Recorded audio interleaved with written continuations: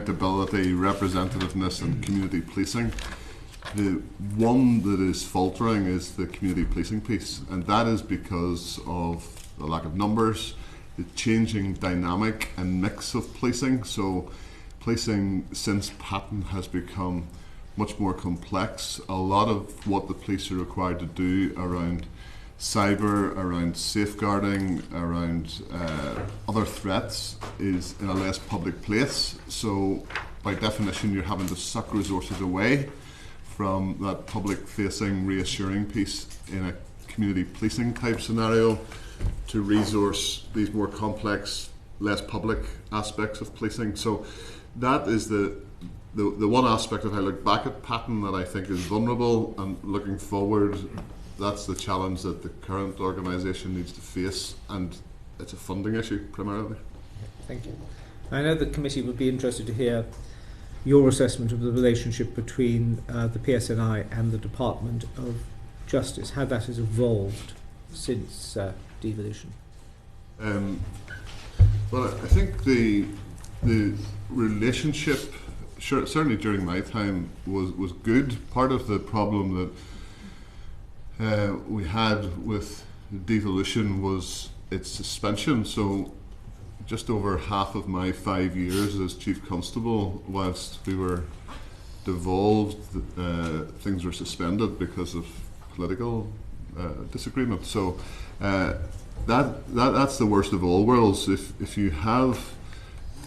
devolution had not occurred and Westminster was continuing to effectively run policing and justice, then what tended to happen was there was alignment with what was happening in policing in England and Wales in terms of either austerity or investment in policing.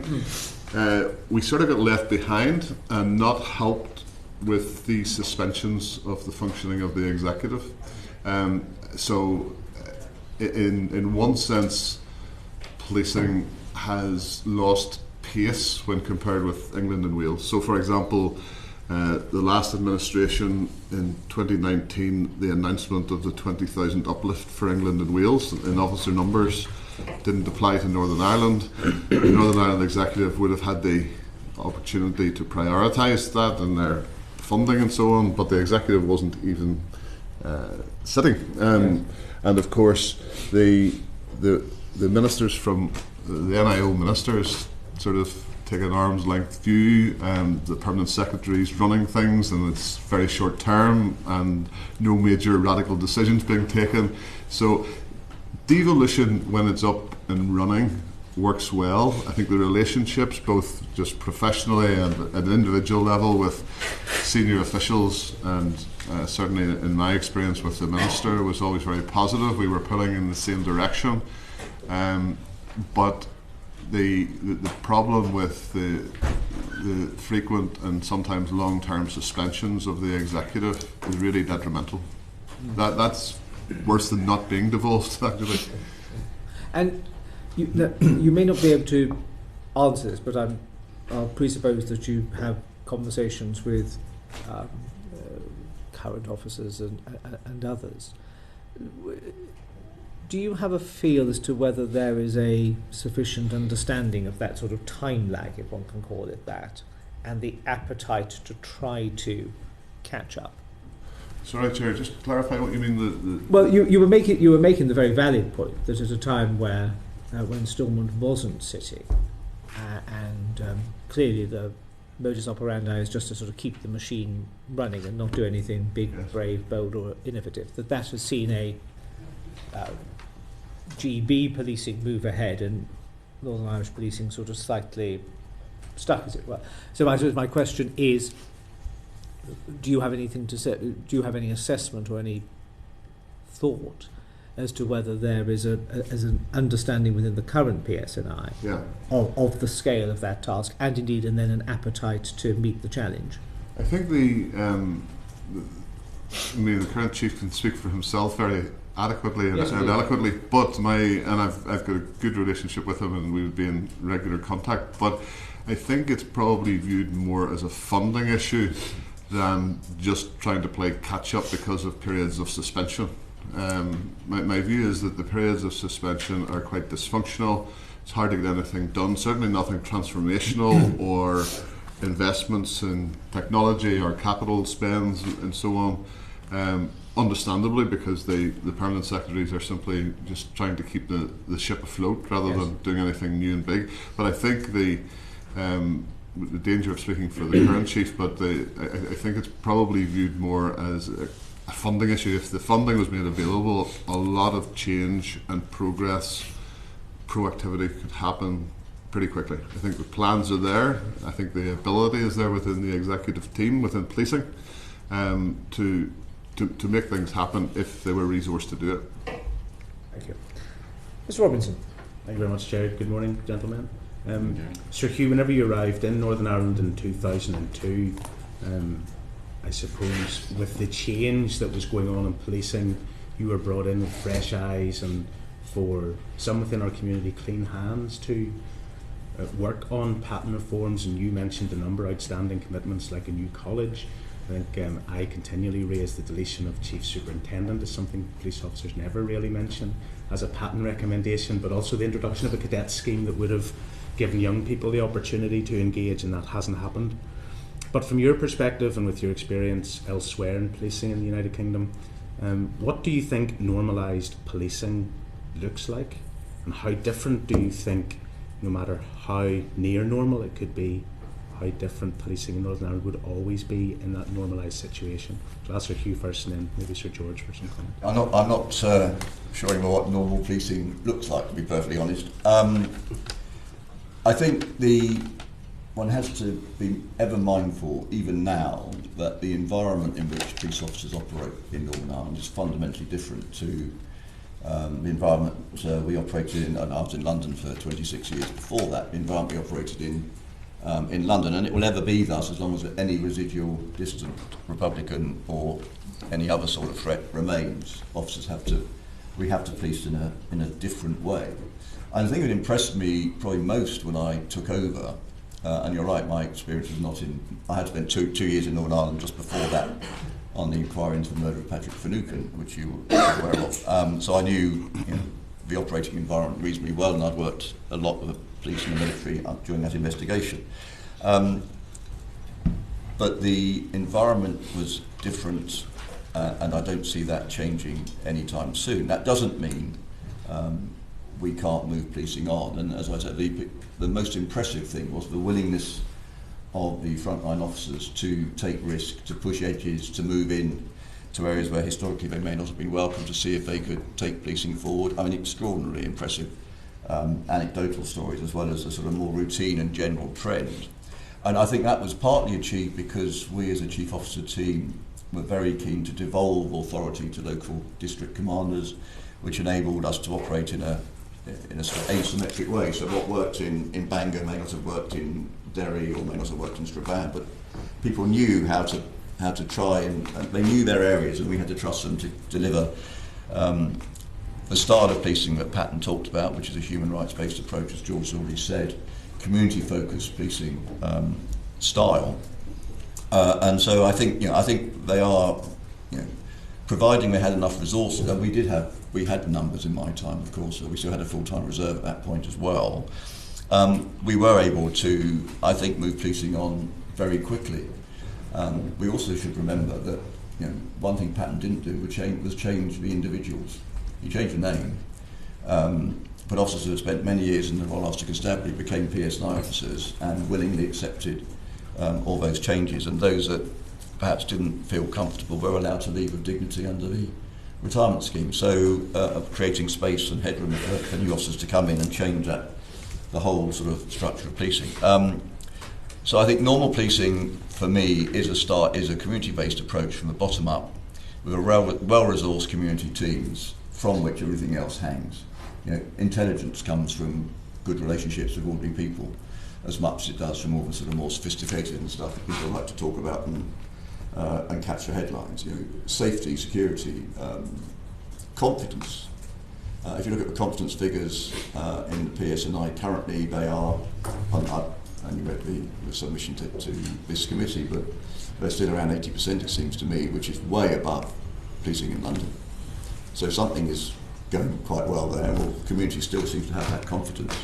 And I think what we must do is make sure we maintain that confidence as much as we can, and that does go straight back to recruiting representative police service and the properly funded police service. One of the things about our geographical location and our history is that the PSNI has almost every competency that a police force or police service could require. In the United Kingdom, there's probably only 3 forces or constabularies that are in that position: the Met and Police Scotland and Northern Ireland. Gavin Stevens in the last week has been proposing that there should be a severe reduction in constabularies and that they are merged and brought together to draw upon resources. But even in a normalised scenario where there's no national security threat, we know it's still substantial in Northern Ireland, if there was no national security threat, would you envisage PSNI retaining all of its capacity, whether that's counter-terrorism, whether that's serious and organised crime, whether that involves measures that, you know, Cornwall police don't really consider all that often? If I was a chief, the answer would be yes. I mean, it's A, because of geography. It's a lot easier to be, you have to be self-contained in that sense, and B, because of scale, and Northern Ireland has got the scale. My successor in what was ACPO in my time, but is now called something else, National Police Chiefs Council, is right. But you know, the ACPO position when I left in 2014-15 was we have too many forces. It was something I would consistently raise with various Home Secretaries, none of whom listened, because there are no votes in. It seems to be politically, there's no real enthusiasm for reforming a police service. You have a police service currently created under a Royal Commission in the 60s.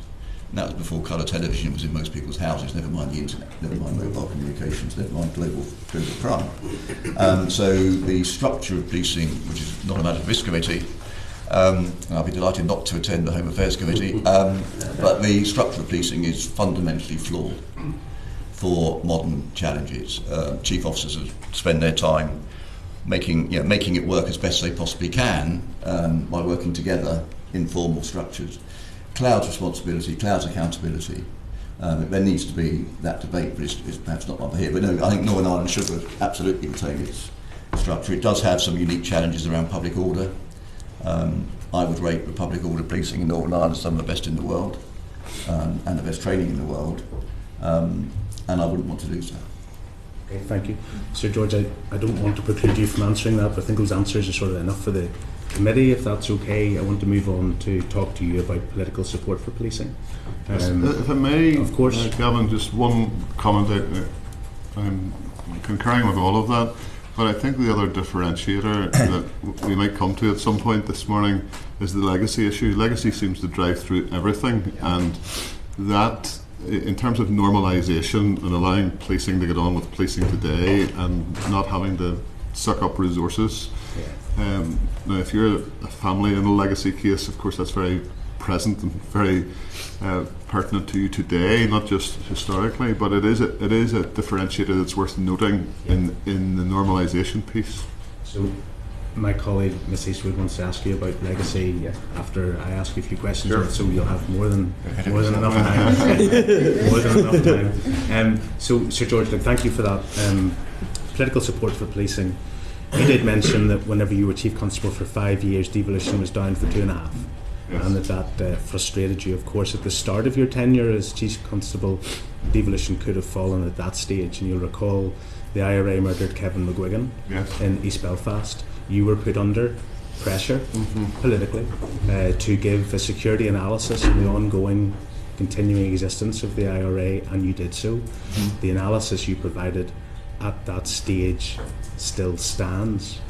But that's one example, and I've got a series. That's one example of politics hitting you full face in your role of policing, and how unnormal a situation it was where you have the continuing presence of a paramilitary organisation. Can you give an indication to this committee about how difficult a period that was, the position that put you in, and how your thoughts on how that finding or report review that you conducted in 2015 still stands today?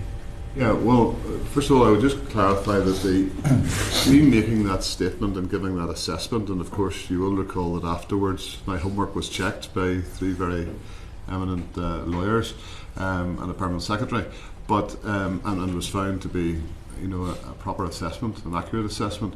But in some ways, I made that call and that statement for policing purposes. If the political pressure in that instance was actually not to say what I said rather than to say it, I was getting it from all sides within Northern Ireland and from Dublin and London about what are you going to do, what are you doing, you're about to bring down the institutions and all the rest of it. But we were knocking doors in the Short Strand and the markets, asking people to come forward with evidence. And they were literally telling the detectives on the doorstep, like, you know who did this, you know who was behind it, we know who was behind it, you're not going to call it out because politically you can't, but you want me to write a statement and get into a witness box and give evidence. That is not going to happen. So the senior investigating officer, I was getting daily briefings on how that investigation was going, obviously. And in many ways, I followed Hugh's example, because not that many years earlier, when Robert McCartney was murdered, Hugh made very similar comments, actually, and the bank robbery as well. So there is something about, I never really got offended or upset about the political pressure, because I believe that I had the I suppose my own values and my own understanding of operational independence, or operational responsibility, as Patton refers to it, was very firm, and I was going to do the right thing and then deal with the consequences afterwards, rather than allowing my judgment to be influenced by politicians. I listen to anybody, of course, but when it comes to actually making the operational call, that is for the police, not arrogantly, and realising that after the fact you're going to have to answer for what you did and why you did it and the consequences and so on. So I think that pressure is also quite unique to Northern Ireland. I think policing anywhere will have political influences around the edges, but there it's very real. You and I have had conversations of that tenor in the past. Yes. When you were in, not Chief Constable, Assistant Chief Constable, yes. I dearly remember, fondly remember. But you're right, and that's your disposition. Yes. But there has been a Chief Constable in the last 3 years resign in Northern Ireland because he allowed himself to be corrupted by political influences. Yes. Whether it was on the Bobby Story funeral and the lawlessness that occurred during a pandemic, or subsequently the reports that concluded there was political interference that led to the unlawful suspension of 2 officers who were carrying out their lawful duty. Yeah. And so this question around political support, I think, could be more characterised by this. Is there a problem with a section of political leadership in Northern Ireland that they only support policing if policing works for them?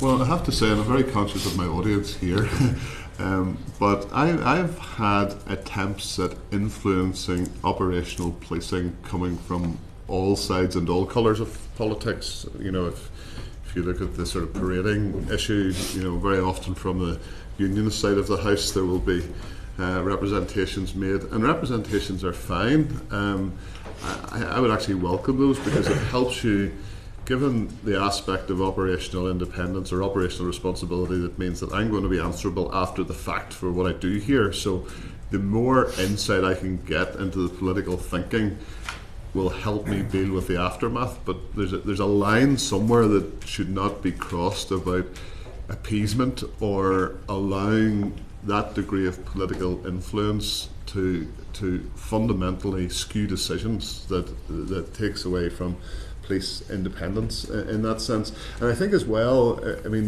clearly the responsibility rests ultimately with the chief, but having the right command team around you to challenge and come in and close the door and say, have you thought about this? Are you really serious about the direction that you're going? What about this? What about that? That idea of sort of collaborative decision making, whilst not foregoing one's personal liability and responsibility, but decisions taken at a team level where they can be are likely to be better long-term decisions and will not require either pivots or poor decision making, as we saw with the examples that you referred to. Yeah. So, in your experience, do we have a problem with an aspect of political leadership in Northern Ireland that only supports policing if it works for them?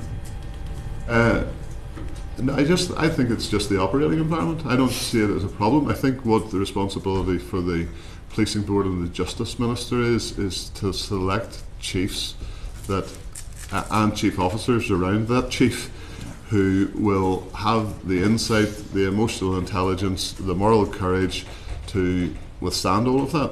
Do you think that there are still political leaders who struggle to support recruitment to PSNI? Do you worry when you see stories about recruitment activities or attendance at schools for normal community engagement are frustrated because of local politics? Yeah, well, I mean, clearly I would love to see the country that I live in being normalised so that those factors weren't at play, but I mean, I think it's a post-conflict society. People have their baggage, they have their own personal legacy, and I think policing just has to have an appreciation of that and navigate a way through it. I don't think it's so dysfunctional that it stops the police getting on with their job if they have the integrity and the moral courage to stand up to it.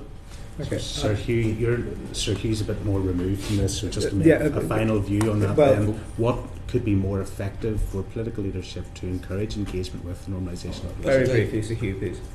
A danger of agreeing with George all the time, and he's summarised it. Look, as a chief, I used to say when I was out there, you had to have a hide of an ossified rhinoceros, because you'd be attacked from all sides, you'd be shouted at by all sides. As long as you kept your statements and your planning and your operations, operational decisions based on being a professional police officer, the consequences were a matter for politicians.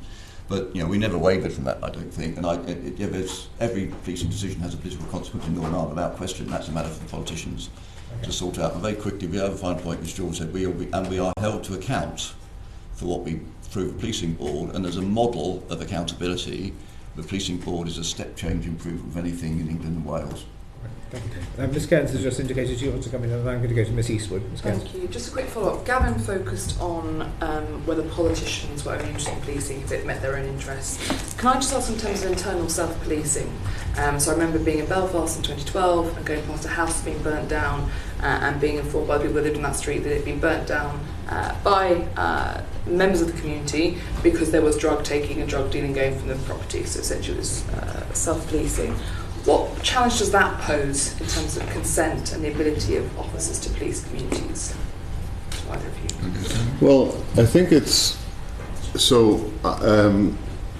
dealing with organised crime gangs right across the UK is a challenge, and they're generally motivated by two things: money and power. But in Northern Ireland, this added layer of complexity or nuance around sort of control and coercion in communities, and that's what paramilitarism is, and that's where it differentiates from your standard organised crime gangs operating in Manchester or Glasgow or wherever. I think it's one of the reasons why people need to. One of the benefits of people having confidence in the police is around legitimacy that comes with that. These groups are not legitimate, but they do have extensive control within communities. So their view of policing, burning out the drugs house, it's probably going to be a drugs competitor actually that they're burning out. I don't know the exact case that you're talking about, but that's as much about community sort of coercive control of communities as it is about anything else. Fundamentally undermines the ability of police to operate if there is an alternative policing faction essentially operating within the community. Exactly, yeah. Well, you saw that, and that changed over time. During my early years, you'd turn up at a scene of, as George and I spent a lot of time out and about, you'd turn up at a scene of some event, and on the corner would be an old RA man or an old LBF man or whatever, and they tended to be men. Monitoring it, and you could see they had control, they had power. They had power in that they didn't do anything normally, they had power. That changed over time to the point when I left, a lot of those people had become, non-people. They were almost ridiculed by the community. They had been sidelined. And that the progress of that is a function of community policing and frontline policing. If the chief has enough resources to have a decent-sized community team that's building those relationships, getting into schools, absolutely critical. Yeah, then you've got a chance of dismantling those and legitimate policing rather than illegitimate policing. But it's always going to be a challenge. Thank you, Chair. Thank you, Ms. Eastwood. Thank you, Chair. It's great to see both of you again. Thank you for being here today. One issue that has come up initially and throughout the conversation so far has been that of funding and resourcing. And I really want to get into the idea of how that is impacting our policing today, but also how it is impacting in terms of the obligations that the PSNI has been asked to serve around legacy. I suppose I'm going to come to you first, George. The political landscape changed towards the end of your time, I feel, in terms of a lot of external political changes with the likes of Brexit and everything else, and the collapse of the institutions, so it was already a changing picture. But even with that being said, the situation that the current Chief Constable is in now, in terms of funding and resource, how do you feel that differentiated from your time? Do you think he has more or less resource than you had? Should he be having more resource than you had? And should he just have extra resource anyway? Well, I thought I was struggling and hard done by, frankly, and just to sort of give you an idea of the scale, I had to deliver the same service in year 5 of my tenure with £150 million a year less than I had in year 1. And it's much worse than that for John Boucher and his team. So, there was lots of in-year cuts.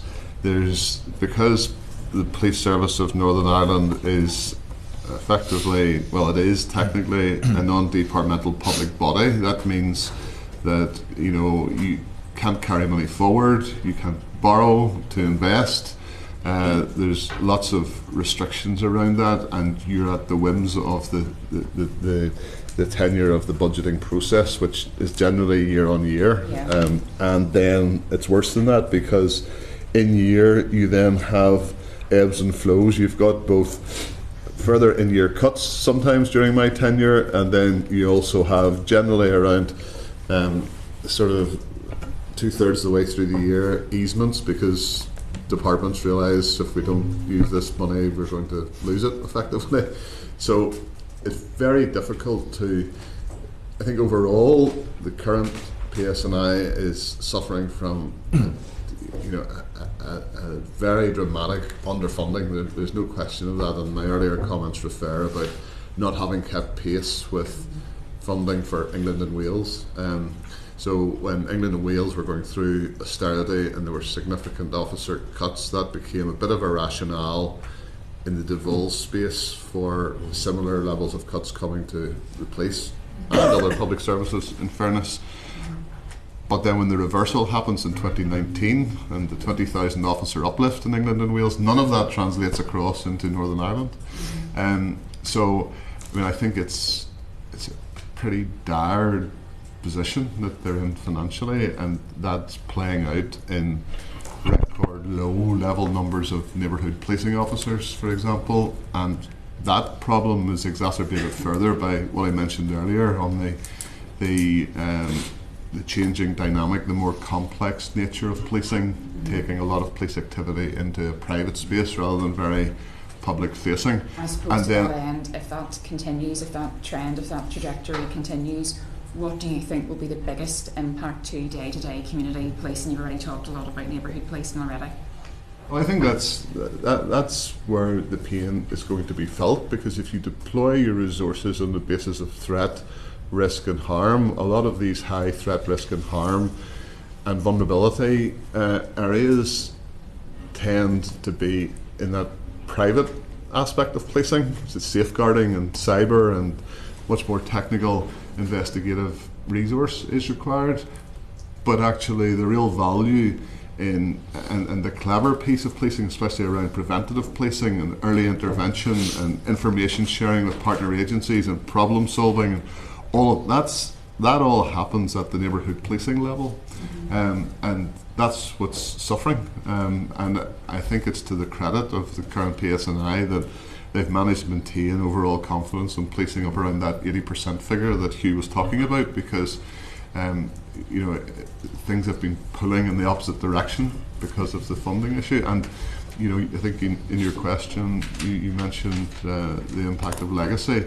Legacy definitely needs to be, the government needs to decide how it's going to deal with legacy, and clearly there's things moving through the legislative process in that at the moment, and hopefully that will bring some success. But as well as making political policy choices around how legacy is going to be dealt with, the funding needs to be completely separated out from policing, because it's just a constant suck on money.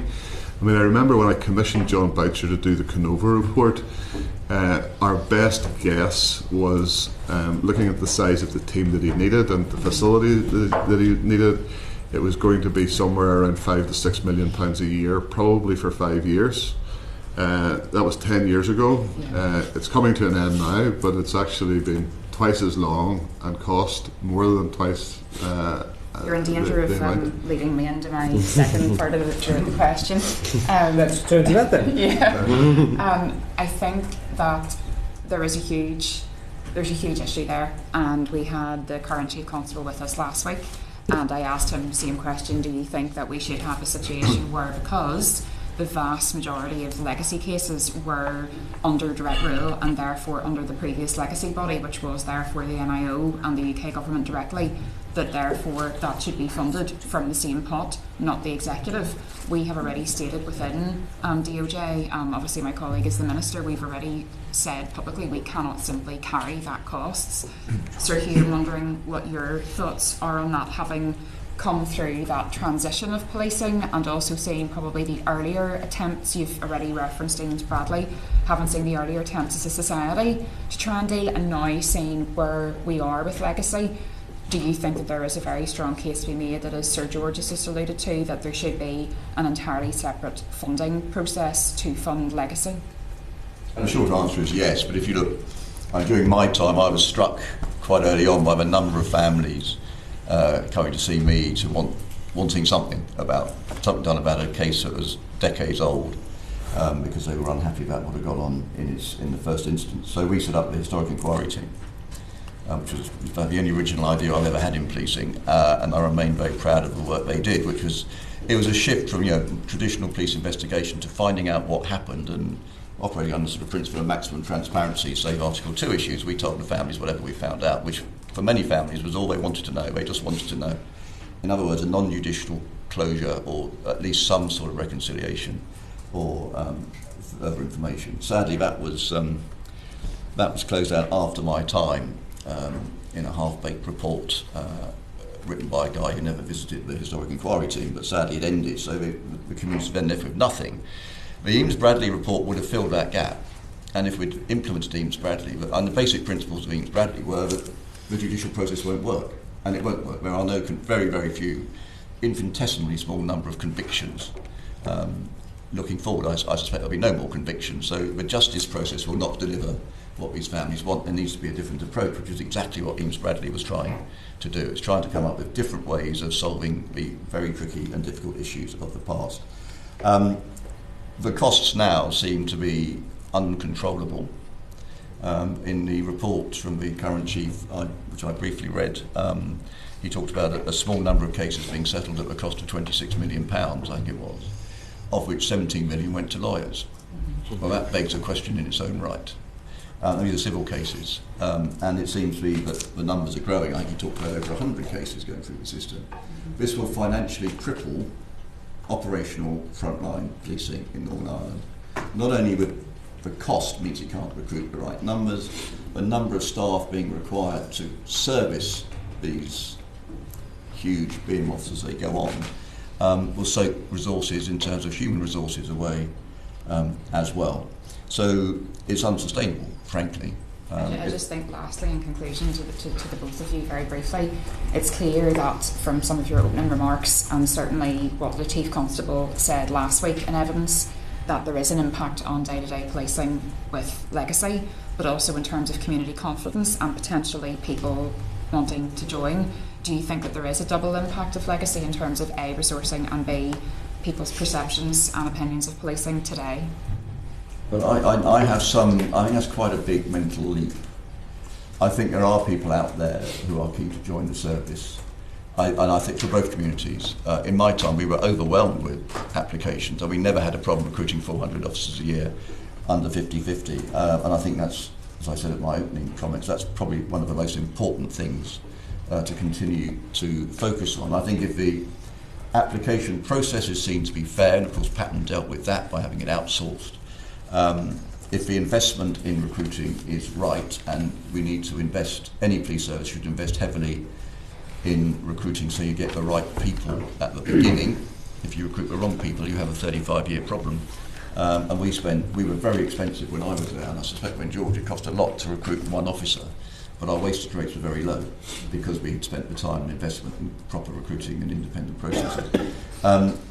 Whether legacy, of course, people joining now will have been born, 20 years ago, not 50 years ago, or 25 years ago. And whilst it does continue in the memories of many families, I'm not persuaded personally that legacy necessarily has an impact on current recruiting.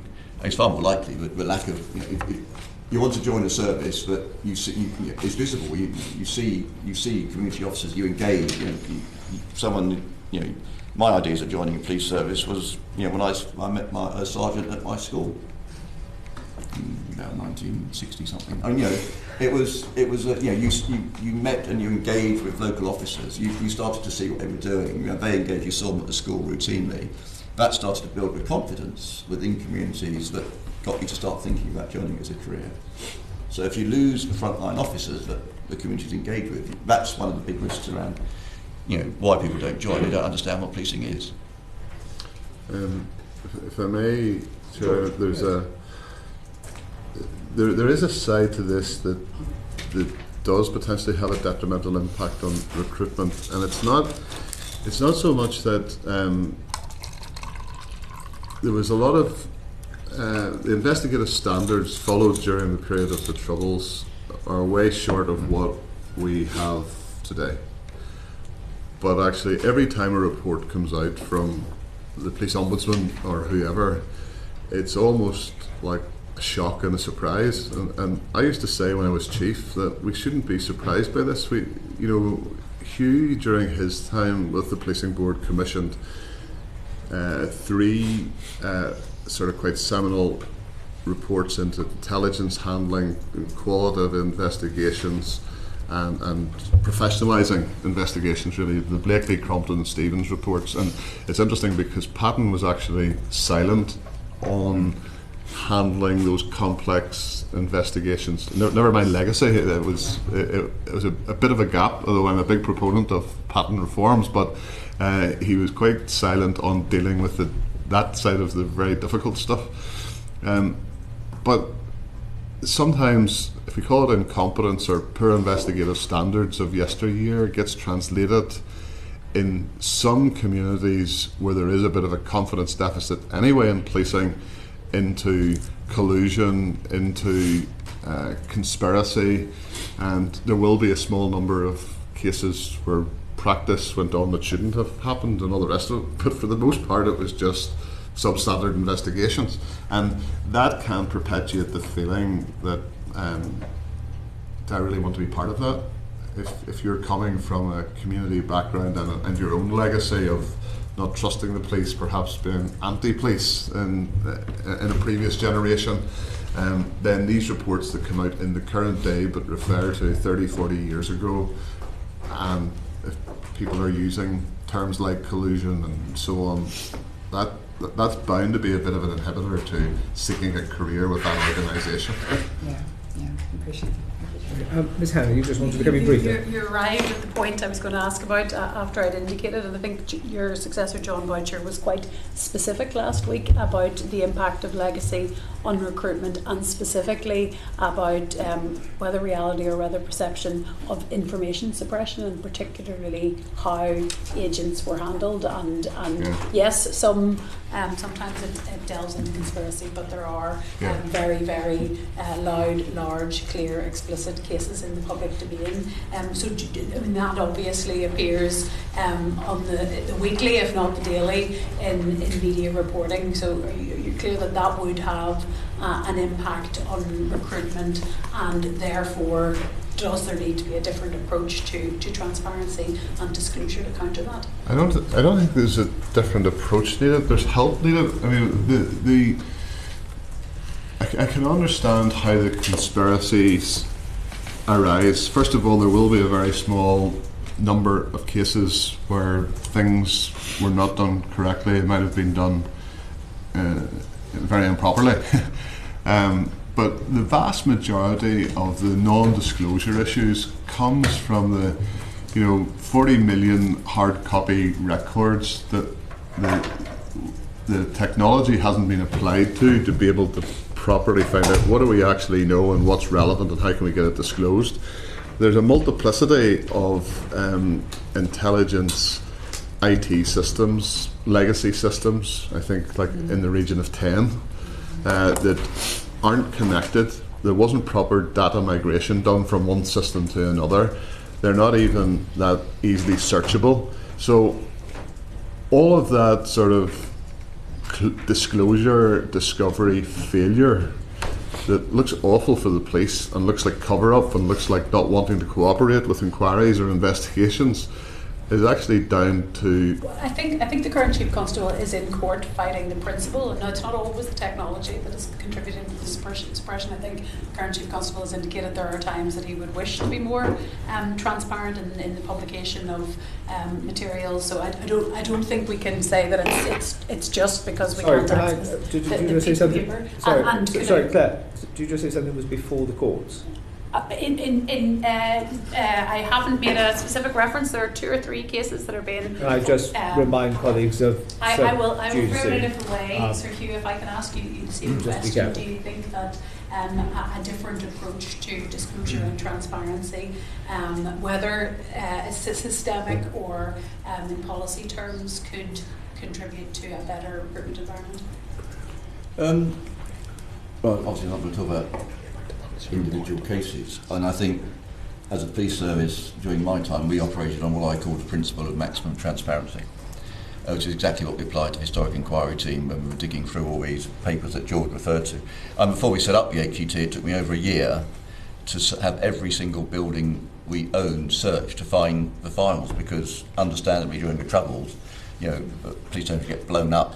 We found murder files in dog kennels, and we found them in attics. We found them, we created a huge, which still exists, resource. So we collected it all with the principle of we will share whatever we possibly can, subject of course to Article 2 and any sort of relevant case law that applied at the time. I think the moment a police service is seen to be secretive for its own benefit, you're in trouble. Obviously, some things have to remain secret, but only if it's in the public interest that they remain secret, not the police interest. And that was how we operated. The reports we had, and the policing board appointed Keir Starmer, who some of you may know. He looked at and wrote huge reports with another very able barrister, Jane Gordon, on our approach to human rights and policing. He had unfettered access to every part of our organisation from the moment he walked in the door. So we were, not only were we trying to be as open as we can, we had people in to look at how open we were being. I think we were, and I think that without question would have helped our recruiting. And it's worth noting that we had all the issues of legacy in 2002. I'd just come out of 2 years investigating a murder of Patrick Finucane, which was a very A, high profile, and B, a case where collusion was frequently referred to. Yet we were able to recruit. So I'm not sure what's changed in the 20-odd years for the worse, apart from the sheer volume of legacy cases. There's no sort of new revelations. The themes within legacy tend to be the same: ineffective investigation, conspiracy, collusion, or whatever, so on and so forth. But the sheer volume has increased without question, as have civil claims. And I think that civil claims are generally focused on reparation through financial awards, which also was covered in the Eames-Bradley report, and at the time broadly criticised, ironically. I'm just we're fine on time, and I'm just going to do a little sort of time warning of pithy questions and focused answers would be appreciated, and no better exponent of that skill will we find in Mr. Smith. Thank you, Mr. Chair. No pressure.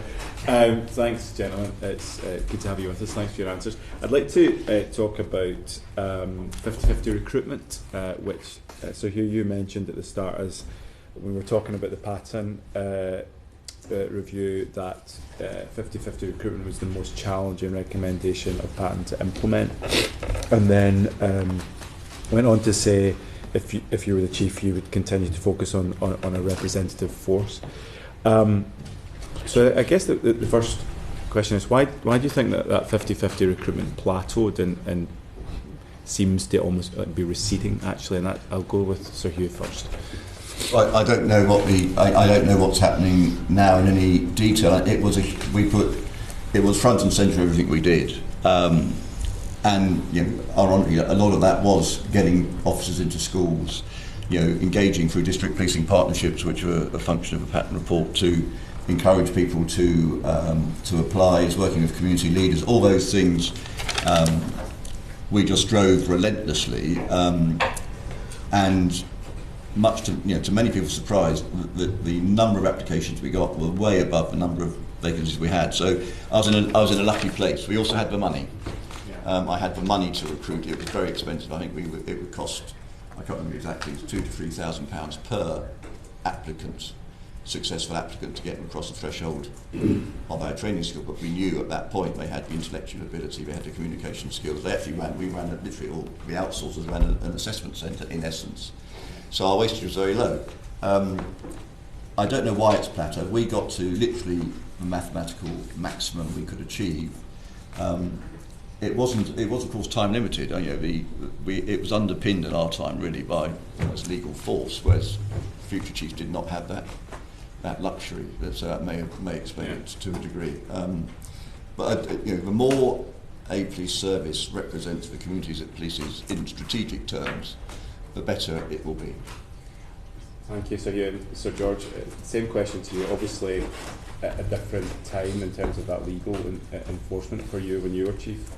So, how would you answer that question? Yeah, well, 50-50 ended in 2011 in terms of that legislative provision, and in one sense, given all the post-conflict things that we've talked about, the fact that the Catholic representation in particular has stayed up around 32%, and Patton had sort of, given the judgment that 30% was the sort of critical mass. Clearly, you wanted to be fully representative, but that 30% was seen as a critical mass to start with.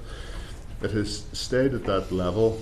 I suppose the application rates from the Catholic nationalist community have been lower, but more worryingly, the success rate between application and appointment is lower within the Catholic nationalist community as well.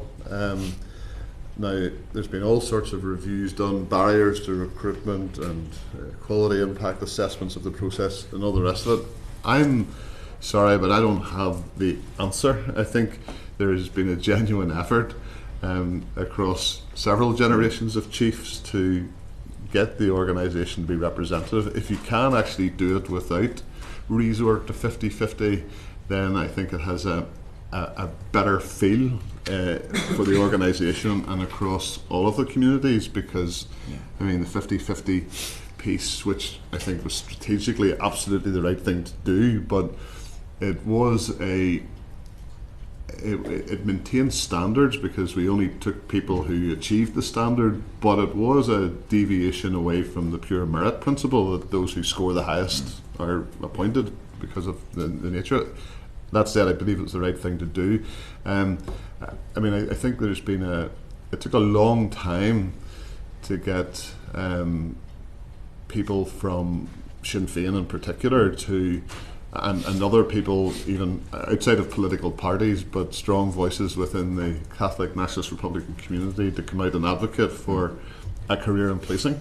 I think the Catholic Church was very positive and out early, along with SDLP and some others, but there was also a significant section of that community that was supportive of policing, but stopping short of advocating for a career in policing. Can I ask just two follow-up questions before we move on, and you can seek to answer them, both in your experience being Chief Constable, but also what your analysis is of today. The security threat to Catholic nationalist potential recruits play into the recruitment of Catholic nationalist officers, both if you look back over the last decade, for example, and today. And a sort of sub-question of that is, if it does, is that worse? Is there a class element? Is that worse in working class Catholic nationalist communities? Or not? Well, I think it's more than coincidence that dissidents have chosen to target people from the Catholic nationalist community. Ronan Kerr losing his life, Peter Haffron, very severe injuries, is an amputee now, is out of policing, and both of them very good officers, both of them very committed to their own identity and their culture, and involved in the GAA and all of that. For me, it's more than a coincidence that they were targeted. So, I suppose it could be conjecture rather than evidence, but that's bound to have an effect on people from those communities, I would have thought. There's also a challenge as well, by the way, with recruitment from loyalist working class areas as well. I mean, that's my background. It was a pretty apolitical family, but actually the actual geography of where we lived was a loyalist area, and certainly wasn't a very affluent one. But back then, a career in policing was something to be aspired to, and you had sort of made it good if you managed to join the cops. Do you know what I mean? Whereas I'm not sure that feeling currently exists. And we took the decision around the entrance criteria to deviate from what National Police Chiefs Council and the College of Policing were advocating for. Yes, we want people to come in and we want the complexity of what they're doing to be recognised with academic accreditation, but we're still taking people into the policing organisation with 4 GCSEs, English and Maths having to be 2 of them. And the idea was that we would bring them in, we would get accredited training, we would work in partnership with the universities, and we would get them to that degree level over a period of up to 3 years. And all of that was done so that higher academic qualifications didn't become a barrier to recruitment from those working class areas. Yes, I think the threat does have a negative impact on recruitment. And there are lots of unanswered questions for me about what the other impediments are, especially around loyalist working class areas. Thank you, Sir. And Sir Hugh, just before we move on. Well, I think if people want to join the police, I think they will. I think they'll be fully, people living in Northern Ireland are fully aware of the situation they face. The learning for me as chief was we should never underestimate our frontline staff, and George referred to Ronan, which was just after my time. Stephen Carroll was murdered on the 9th of March 2009 during my time, the first PSNI officer killed post the peace process. I remember going to see the Federation, because as a chief you've got to work out, how many officers can I afford to lose before I change my style, i.e.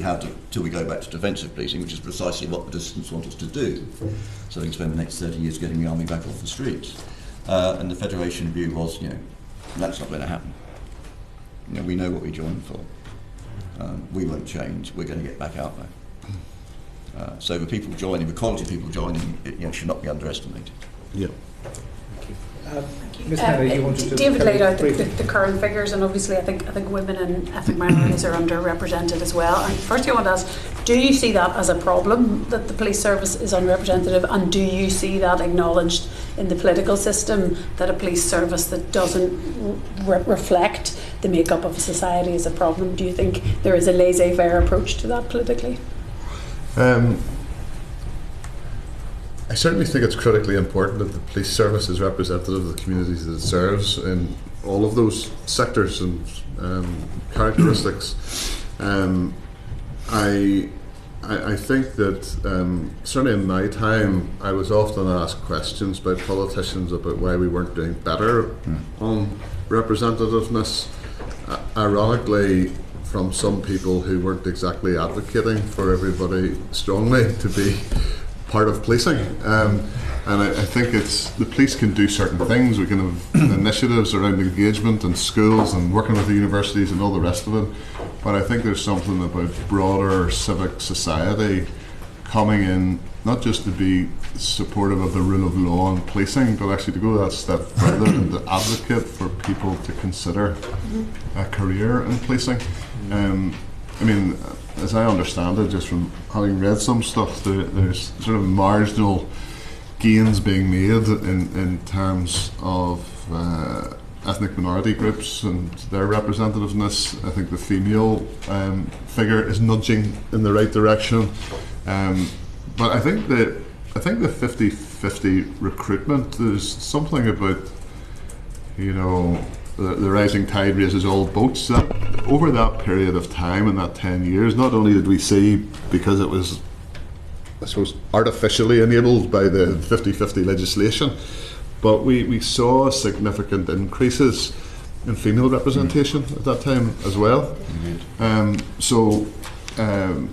But I think it's around legitimacy and confidence in policing, and even just there's something about it being the right thing to do to be representative.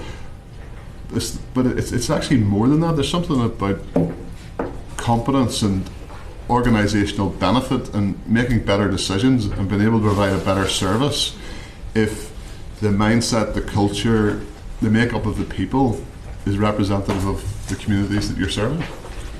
Same question to you, Sir Hugh. Do you think it's a problem if the police service isn't representative, and do you think that's acknowledged across the political spectrum, that is a problem? But yes, I think it's a problem, as George has articulated very well, so I won't sort of repeat his arguments.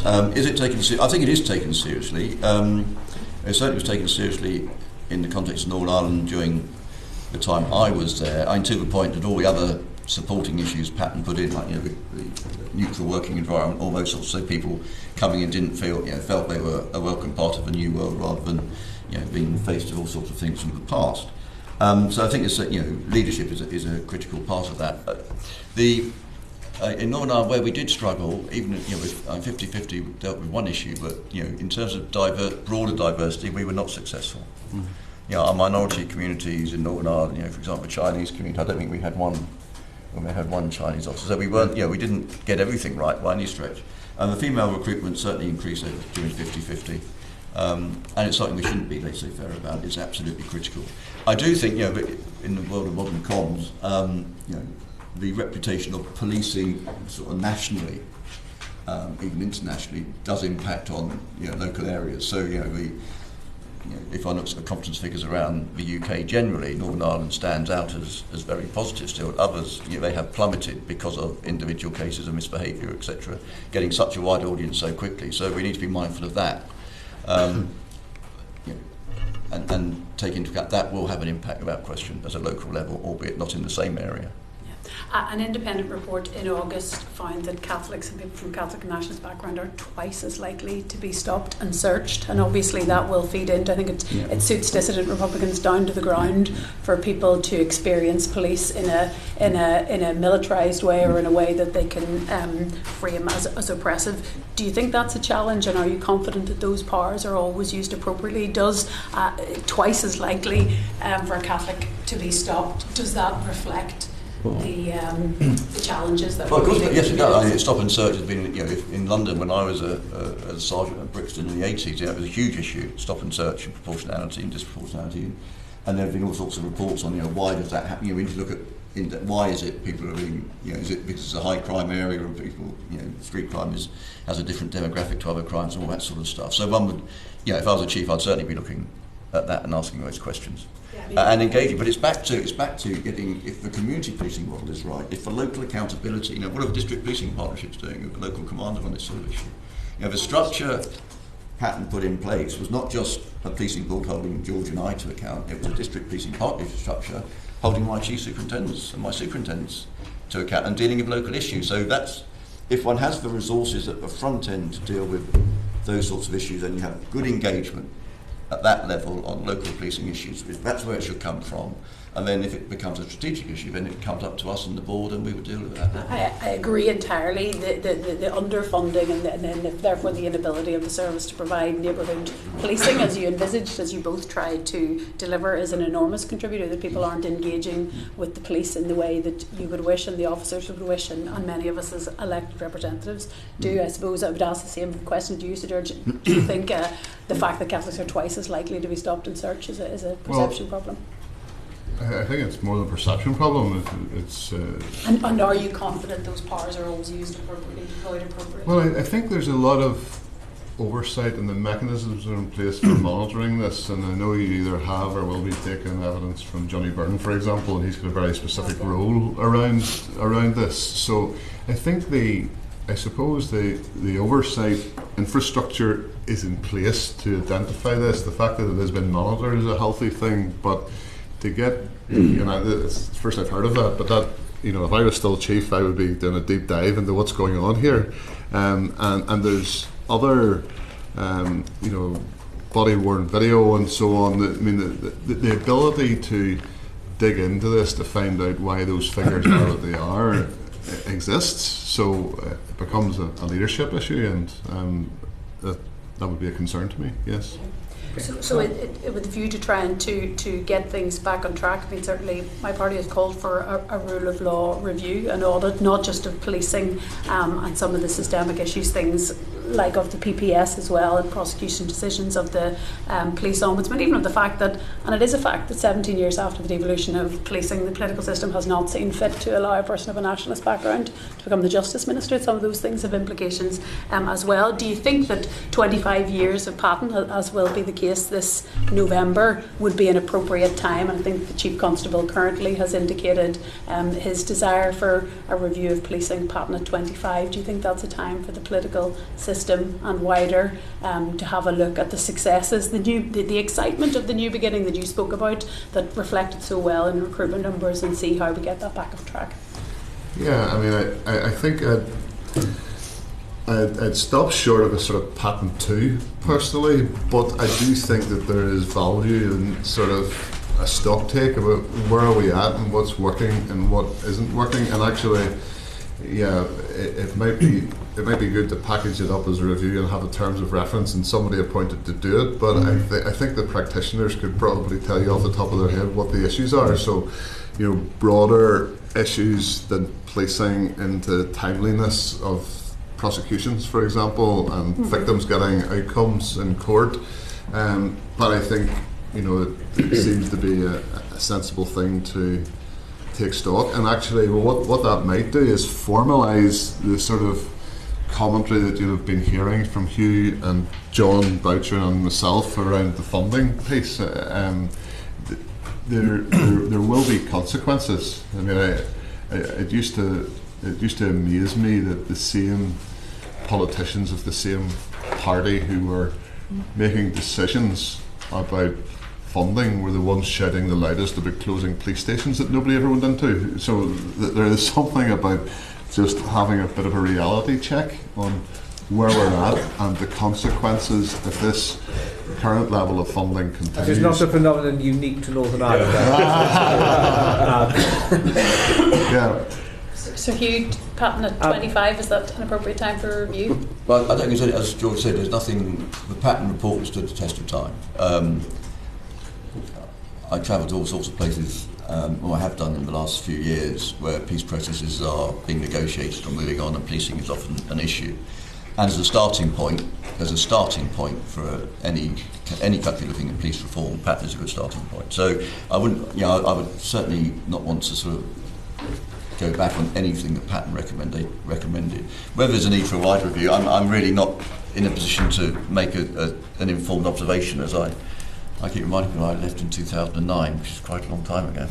Okay, thank you. Thank you, Robin Swan. Thanks, Chair, and thanks, gentlemen, for coming along. Sir Hugh, in an earlier answer you said the policing board was a model of accountability, and I think when you look at what it was structured to be and what it could be, I think is maybe very different than what we see in practice today. Paul Stoney and John Topham completed an independent review of the operation of the Policing Board almost a year ago and made some recommendations that are currently out with statutory bodies. For your assessment now, looking from the outside, how effective do you see the current Policing Board in regards to its discharge of duties and challenge function in regards to when you were there? Well, whilst I'm still interested in Northern Ireland, I must confess I don't read the minutes of the Policing Board, and I don't really pay a huge amount of attention to it. What I can say is, as a structure, it is a good structure. It is broadly drawn. That's the first point. So if I'm a member of any Northern Ireland community, I'll have some sense that if someone on that board has my back, is interested in me as an individual, which is at right angles to the situation in England and Wales, which is again now under review. It had power to summons the chief. It never had to use that. I don't think it ever has had to use it because we've always attended whenever we've been asked to attend. It was public, and that I think is still the case. In fact, in my day it was televised because it was new, and I think it is still probably live streamed or whatever. It's a very visible way of holding a chief to account. It had subcommittees that we could work with. There was always a healthy tension, as there should be, between the police service and the board. There has to be that gap. That doesn't mean it was hostile. It meant it was challenging, and so it should be. So I think it's a very good model. I think because it was when I was there, it was the first one, we had some pretty big hitters on it, and the political parties Sinn Féin, of course, didn't turn up, but the others did. And without the SDLP, I think would have failed because we'd have had no representation from that. So, so Alex Atwood and co made some brave decisions early on, or the SDLP did. And because of its structure, the Secretary of State was able to balance it to a degree. I think it's a good model, and providing the right individuals are appointed with the right skill sets, I think it's got a longevity that should be celebrated. I think I agree with that. I mean, I don't mean to be disrespectful to any of the current numbers. I think the model is, and like Hugh, I advocate for that model of accountability and pattern in various places around the world, some with more success than others. But I think the model is a very strong one. It's costly, actually, when you compare it against, it's expensive. But it's only actually as good as the people who are on the board. And I think as time has passed, and maybe it's a good thing that policing isn't as big a novelty as it once was in the early days of the transition, but the political parties, I don't mean this disrespectfully of anybody that's currently on the board, but they went from sort of Premier League players to maybe not the strongest team sometimes from some of the political parties. I think the Sweeney recommendation actually about the chair and vice chair should be separate public appointments made by the First Deputy First Minister in conjunction with the Justice Minister is a good, strong one. I think when you've got a strong chair who has got the experience and the competence to run a pretty diverse, dynamic board, that's to the board's benefit and to the police benefit, the public benefit. So I think model's great. The competence and experience of the people on it are what makes it a success. And I from what I see, where we stand today, we're in a much better place than we were even a few years ago. Just in regards to some of those recommendations in common, I think one of the phrasing was the board has an excessive workload, and this level of intensity is often at the expense of sustained follow-up, strategic focus on their actions. I think that commentary was that they were getting more into the operational rather than the strategic, and I think that was something you referred to. There's also, I mean, when we would trot down to the policing board first Thursday of the month for the public meeting, there would be it moved through various phases. Sometimes there were like themes that they wanted to do, or there were very specific questions, and the questions tended to be, the pre-prepared questions tended to be quite strategic or more strategic. But then you get there, and the questions would probably be about what was on Good Morning Ulster that morning, because people are just reacting to the latest operational issue. Now, I think there should always be a space for the police leadership to be agile enough to be able to respond to things as they happen. But when that becomes the dominant feature on the agenda, or even maybe not even on the agenda, but you end up spending lots of time on it, things like transformation, how you're using resources, what you're doing about representation, what you're doing about investment in IT, the more strategic issues then get left to the side, and how the chief uses the public money is not always getting the level of scrutiny because it gets drowned out by the latest headline. That's sort of a different way of saying what I said in my last answer about the quality of the people on the board.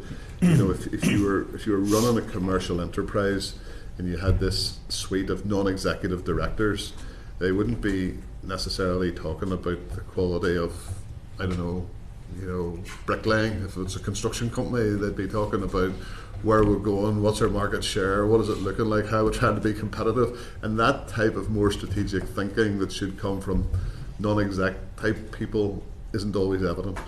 Okay. And then again, just on a final point there, when you extrapolate that then into the recruitment of the Chief Constable, is there a challenge then in regards to who's playing at that level to actually be selecting the appropriate person for that job?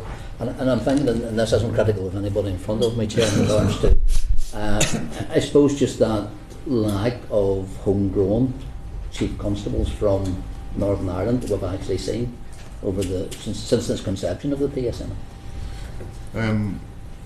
Well, I was one. That's why I remember no criticism. I didn't always get it right, but I think I might have got a reasonable run.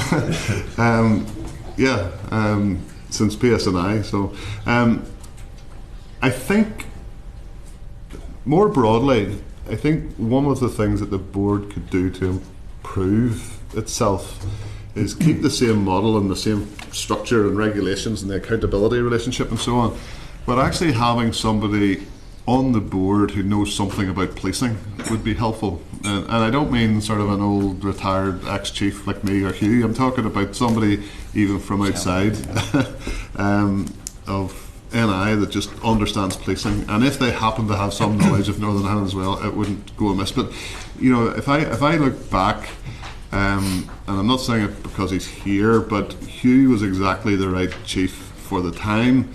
And I think, when I'm giving commentary about him when he's not in the room, I would say that the 2 years that he spent in Northern Ireland on the Finucane inquiry prepared him to be the chief, because it could be overwhelming for someone coming in to such a politically charged environment, operationally challenging, workforce challenges in terms of bringing people with you and all the rest of it, if you didn't have that knowledge. And likewise with the current chief, with Boucher, I mean, he had 5 years in Canova before he became the chief, and my assessment, for what it's worth, he's doing a good job, but he's got that understanding. He knows who the key stakeholders are. He understands, as far as anybody ever can, the politics of the place, or at least he's got an awareness of it.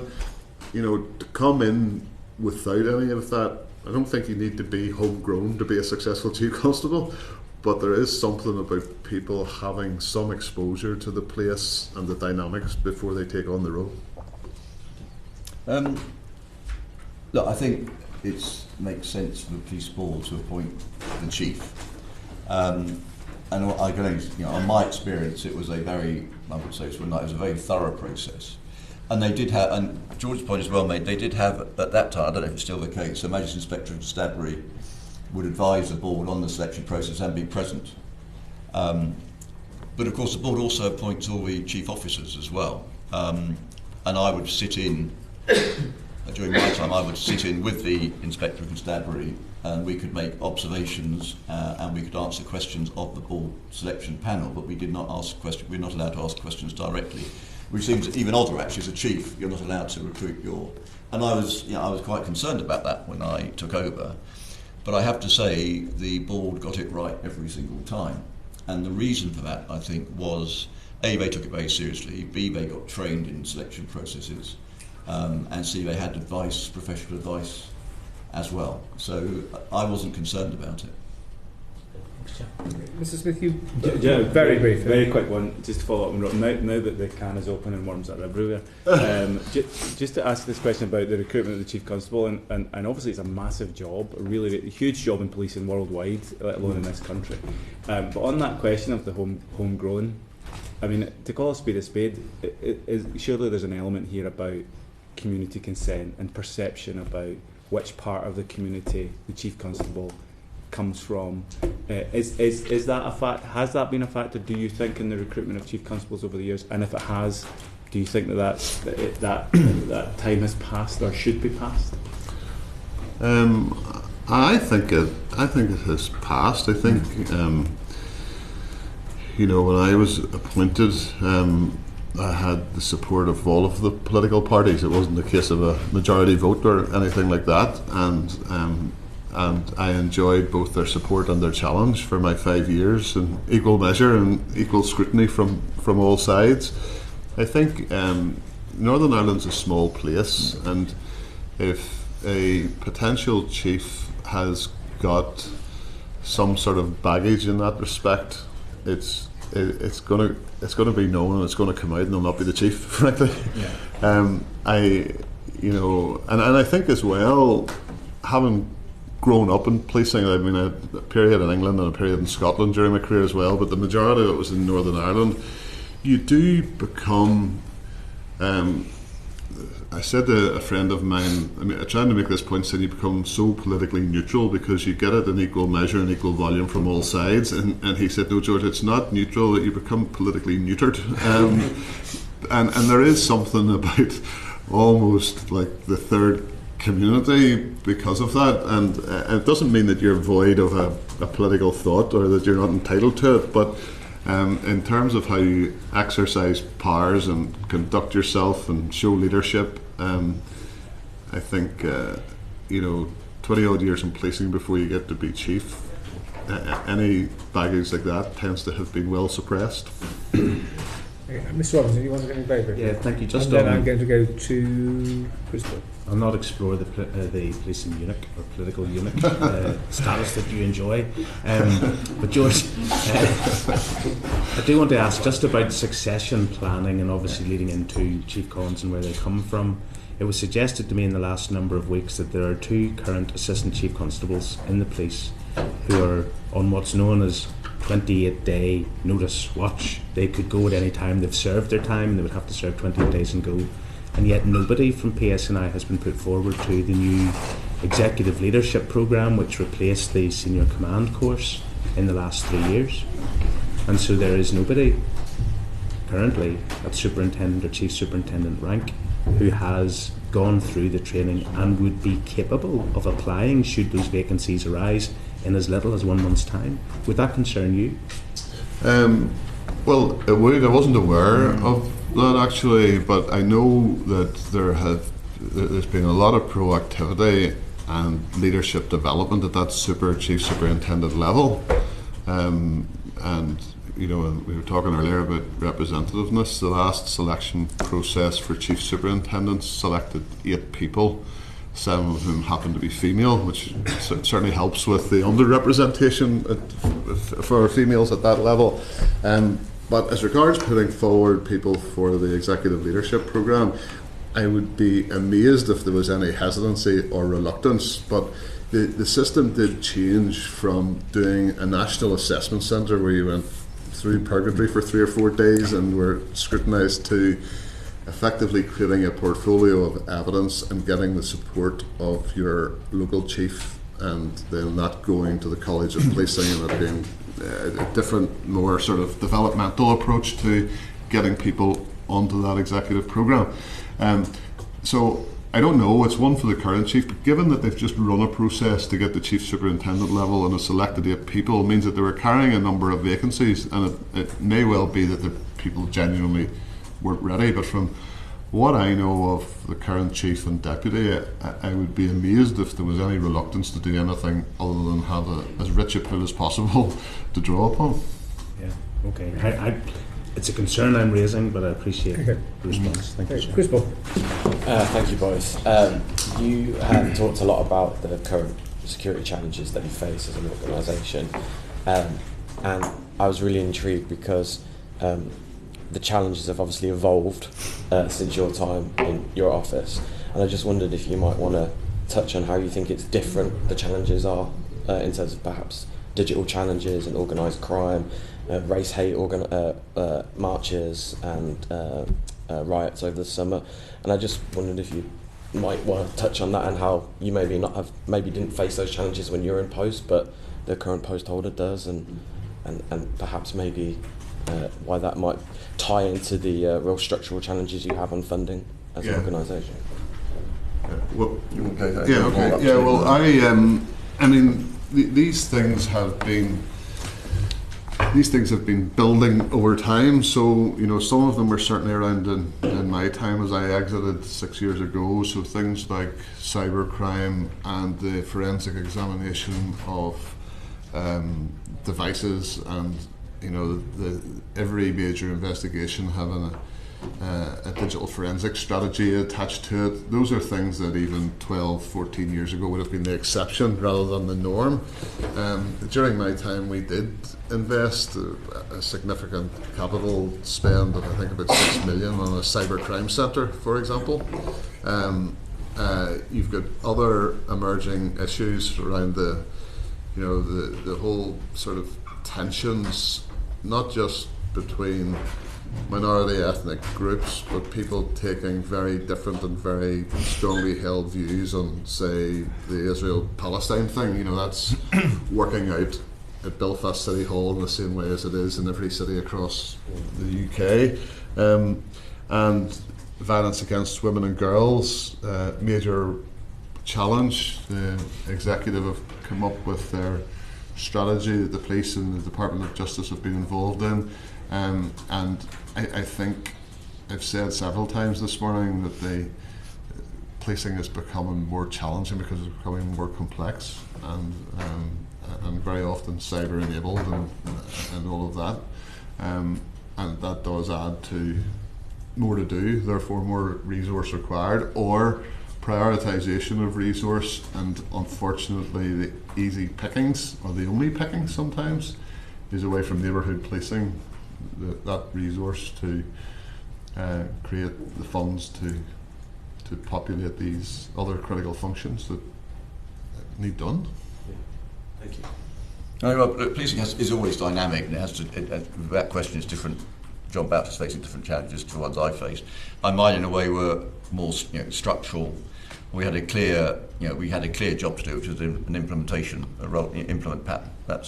And the benefits that flowed from that, in the operational sense, obviously had to be managed as we progressed. So we had the challenge of delivering policing and normalising policing, and also the challenges of huge structural and organisational change. I think it's right to the reports show that most of pattern is now done. There are a few things outstanding. I know the PSNI has commented on those, so I won't sort of repeat them. But in terms, public order has changed, no question. But in a way, if you're policing public order or public disorder, then the role of the police remains the same. The issues may change, but actually policing public order is policing public order, provided you've got the right resources and the right training, and you do it in a proportional way. But that probably hasn't changed an awful lot, to be perfectly honest. And George has touched on and generally the appetite for risk in policing has become less and less, which I see as a real issue, because we have to make choices all the time, and so the sort of almost the desire not to underfund issues where, if they go wrong, which they may on the odd occasion, will cause us huge pain, albeit it may be something nothing to do with policing, means we put resources after resources into the specialisms, and as George pointed out, they only come from one place. They come from frontline policing. Could you give an example on that?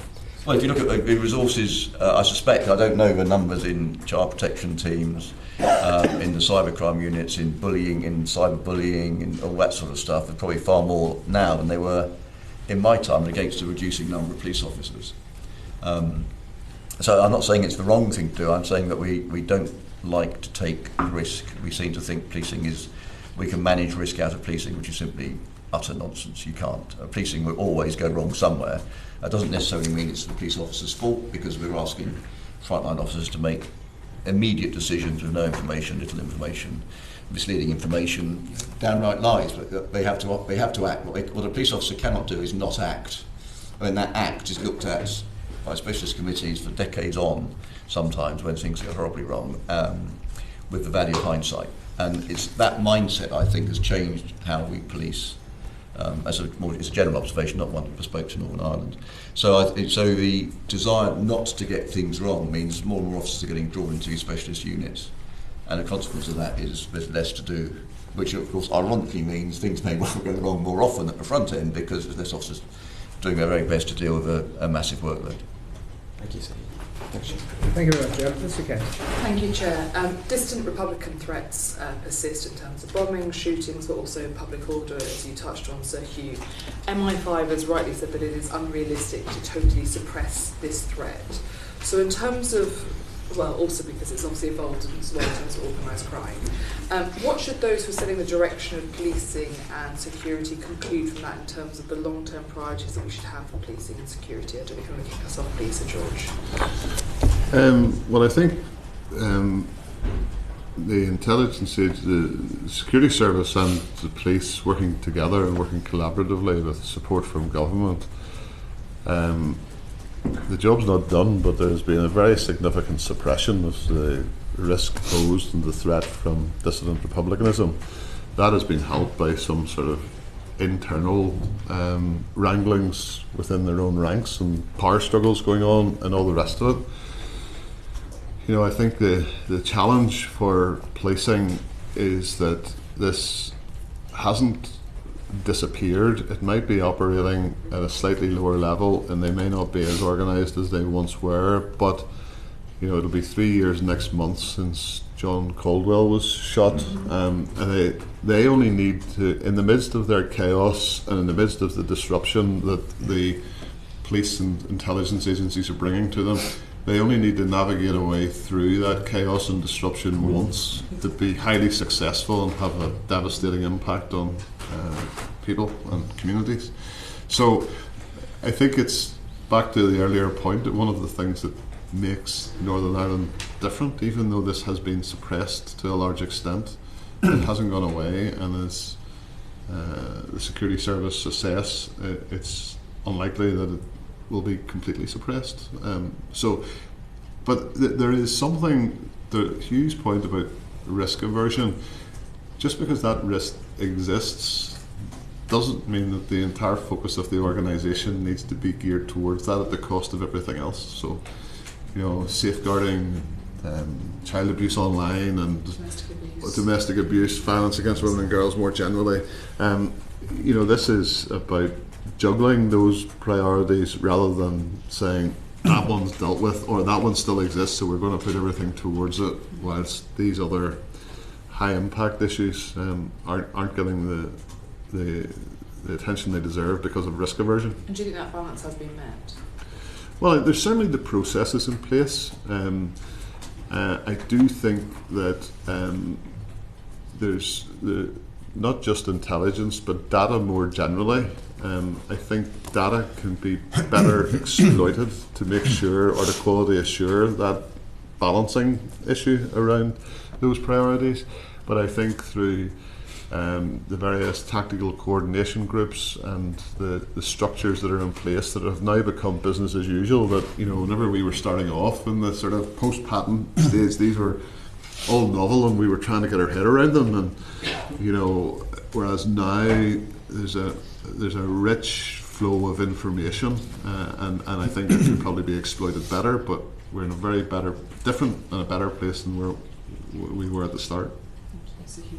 Well, of course, when I took over, I still had national security as well as policing, and we worked very carefully when the transition to MI5 taking primacy was very carefully managed for the very reason, George. We wanted to make sure that we didn't lose any intelligence and we had to work, and we did work very closely with MI5 throughout my time. And one of my senior officers managed that transition to make sure it worked. We had officers embedded with MI5 to make sure there was clear communication. But it does provide, as George said, the policing in Northern Ireland has that very different backdrop. Every officer has to be aware all the time that there are people who want to do them harm simply because they represent the state and they're out to, and they are seen as legitimate targets. I don't think it's changed at all, but our obligations as the senior management team was to make sure our district commanders had every scrap of intelligence that we had, so they could then make operational decisions on how they would police against the threat at the time, which meant it was a far more dynamic system, and it meant that police officers in Bangor, near where I used to live, could happily patrol, confident that they were at a very low rate of threat, where maybe an officer in Strabane or somewhere else, because of some information, had to be far more careful and had to police in a different way. And I think by accepting policing was not going to look uniform across Northern Ireland helped in that helped our local commanders sort of bespoke the policing style to the threat against the principles of pattern. And to your point about the background, so obviously the terrorism threat was reduced to substantial in 2024. Now, Jonathan Hall KC has said that actually he thinks the traditional threat assessment is unhelpful for Northern Ireland because it essentially doesn't allow the significant reductions as we've seen from the threat to be fully recognised. Is it that we need a different... The terrorism threat must always be, of course, potentially separated, but do we need an alternative threat perspective or unhelpful, sometimes singular word that represents the wider policing situation within Northern Ireland to assess it better? Or actually, is that threat measure appropriate? What are the alternative measures we could be looking at? I'm not sure what you would change it with. I think there's always a dilemma in these discussions of understanding the difference between threat and risk. Yeah. And I think there's something in that if the model was going to change, or the gauge of potential harm was going to change, then there needs to be something around risk as well as threat, and looking at likelihood and impact and so on. The threat is really a narrative around the intelligence that's available. Yeah. But actually, the frightening bit is what's not known, and that's where a more risk-focused approach would come in. But would we not? The risk would essentially have to remain persistent because, unfortunately, you are doing a bit like when we look in England. We have at least 3 terror threats a month that are diverted or stopped by our security services, and yet we don't see. So how would a risk? Because obviously the risk would have to be persistent and pervasive, but not necessarily the impact of any terror attack might not be too high. So how would you balance that if you were to bring risk into it? I don't have all the answers to this, but if you're asking for an alternative way of looking at things, it just seems to me that rather than just simply basing judgments about potential harms on what the intelligence says, because the bit that always frightened me was about the intelligence that you didn't have. And also terror attacks rather than so it's trying to take a broader view. I wish I had a clearer answer than that, but it seems to me that understand the difference between risk and threat and the approach to that might give a more fulsome picture and a more meaningful picture. And then just very briefly, the Additional Security Fund, Sir George, obviously that existed in your time solely to focus on Northern Ireland terrorism, but obviously that's now been broadened. Yeah. But just looking back, can you just touch and give a direction to this committee as to how important that fund was specifically, and whether you agree to the changes that have been made to it? It was absolutely critical. It was a lifeline for us. There's something about. It was unfortunate that it was necessary for it to be set up because it sort of is quite disjointed funding, and if there had been some other mechanism where the police budget was what it should be. The reason the additional security funding was set up was because of shortfalls in the police budget that was allocated by the executive. And by the way, as a citizen of Northern Ireland who I've had kids through the education system and rely on the health system and all the rest of it. I understand that this is not easy and that the money can only stretch so far. But additional security funding was a bit of a lifeline to enable us to try to keep the lights on in normal policing whilst delivering those additional security functions like close protection and station security and some of the counter-terrorism investigations. So that was important, but it was always a little untidy about just there's a lot of blurred lines in policing. It's not always as clear cut, and then of course you end up with multiple reporting mechanisms in terms of whoever's the funder clearly wants to have justification for how the money's been spent. I'm not sure if it still exists. I think it might. There was also an additional stream of funding for the Organised Crime Task Force that came from the Department of Justice that was separate from the general police budget that had to be used for tackling organised crime, which again, as a chief you're never going to complain about an additional funding stream, but it can end up being quite inefficient in terms of the administration of it. And the broadening out of the additional security funding into broader national security threats, I think as the world changes, and I don't want to say that the Northern Ireland dissident problem has been completely dealt with because previous answer refers, but as the world changes and then it seems sensible that that broader national security threat is handled in one piece, and but on that, forgive me, so we've got it recommended to our committee that as the threat reduces, potentially funding should be reduced in kind of recognition of the fact that there is a safer operating environment.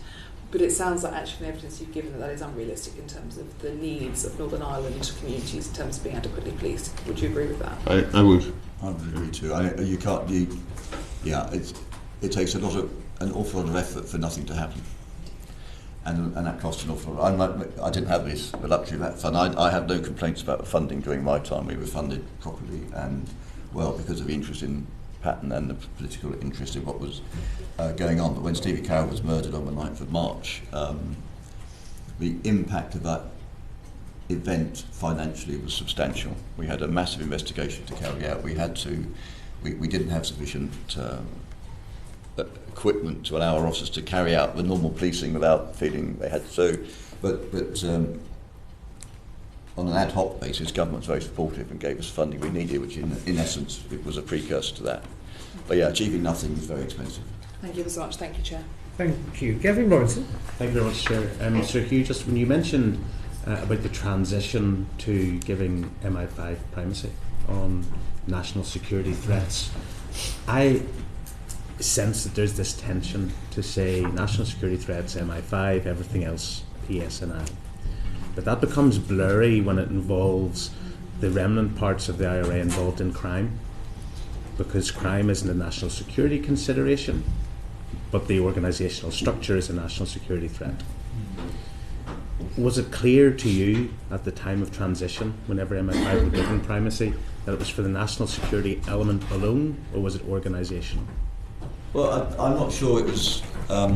It's a long time ago now, Gavin. Forgive me, but the care which we went through the process was to make sure that whatever intelligence MI5 had that had a use to policing would be transferred to policing through proper channels at proper levels. Obviously, one would manage that through a clear system. And I have during my time, I had no concerns that I was left out or we were kept in the dark on anything that would have been helpful to delivering my job. And we're clear to see anything on organised crime is primarily a matter for police, but the fact we had police officers in the building at a senior level, I think helped make sure that worked well. And it's one of the few things, I was very concerned about the transition, but I shouldn't have been, Okay. Post-event, I was quite content. No, thank you. It's always a glaring omission. You look at paramilitary crime task force and organised crime more generally, that there's a glaring absence of the organisations that they target. Sir George, I do want to talk about the untidy nature of additional security funding. Yeah. I mean, you had recurring funding during your tenure as Chief Constable Are you clear in your mind as to how the figure you received was derived, how it was made up, what formula was used? Because the sort of business case approach that we had to prepare to put forward ultimately to Treasury through the NIO was very rigorous, and the reasons for the requirement had to be well articulated, and we didn't always get everything we asked for. Yeah. So that was you preparing a business case and saying, guys, we have a capacity deficit here, we need X capital expenditure, we need more resource for individuals to do this specific function, and it was agreed to. There was no formula, you had nothing to work alongside. Were there criteria shared with you at the time to say, here's what fits, here's what's normal policing, here's what fits, here's you rinsing cars through one scheme to get it on the front line, whatever it might be? No, as I recall, and clearly I had a team of people much cleverer than me that would have put these business cases together. But I think it was a business case based on what is national security that wouldn't apply if you were policing other challenging police environments like Manchester or whatever, that is unique to Northern Ireland and that sits clearly out with the normal spend for policing, and then there was always a back and forth about clarifications and I suppose negotiation to some extent, in that you asked for what you needed, and then there might have been challenge around that. You may not have always got the full amount, but we were grateful for the support. I understand it continues, and it's a sort of well-worn path now. I think it's about 12, 13 years since. And that's where I think this conversation needs to go, because Ms Cairns referred to this notion that through changes in Northern Ireland it should cease. The fact is that every other police force in the United Kingdom outside of Northern Ireland benefits from a counter-terrorism support fund. Yes. Which is £1.2 billion for the next financial year shared amongst them. Yeah. And they get it and Northern Ireland doesn't, but if you were to take up a population share or a Barnett share of that 1.2 billion, then the £40 million that the PSNI get is roughly there or thereabouts. Okay, so the idea that additional security fund should go is mad. But I'm going to ask your view and concern as to how the additional security fund that the PSNI does get is now expected to go beyond our historic issues, but also look at far right extremism, look at some of the immigration issues we've had, look at Islamophobic or Islamic motivated terrorism in Northern Ireland.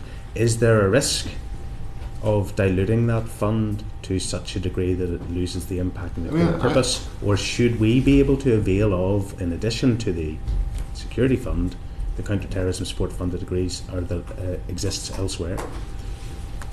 I think that ultimately, as long as the funding arrives, the vehicle is of secondary importance from a police point of view. Now, the accountants and the finance people might see it differently than that, but I think there's when the money arrives, one of the benefits of the Blakely, Crumpton and Stevens reports, when we created crime operations under Hugh's leadership, that brought together into one place under one assistant chief constable all of the assets that deal with the difficult stuff, the serious and organised crime, the counter-terrorism, the surveillance and covert tactics, even the CID infrastructure, all came previously. It had been all spread all over the place and working in silos. So whilst there are very specific needs, the same people, the same surveillance team who will surveil somebody who's a dissident Republican, on a Thursday afternoon, could be deployed on a Friday morning on a drugs gang connected to East Belfast UVF. So in some ways, and likewise, if you're looking at other forms of extreme right-wing violence or activity or Islamist extremism of some description, it's actually the same resource, the same tools and the same people that will be deployed. So from my point of view, tackling those broader national security issues is a requirement of policing, not of the Police Act anyway. And if anything, broadening out, you could view it as a dilution of the additional security funding, I suppose. But is there not a danger that, and there was reference earlier to Johnny Byrne, who says there should be a fresh conversation about all of this stuff and potentially there should be a reduction? That there are decisions being taken within PSNI currently which are motivated by budgetary constraints.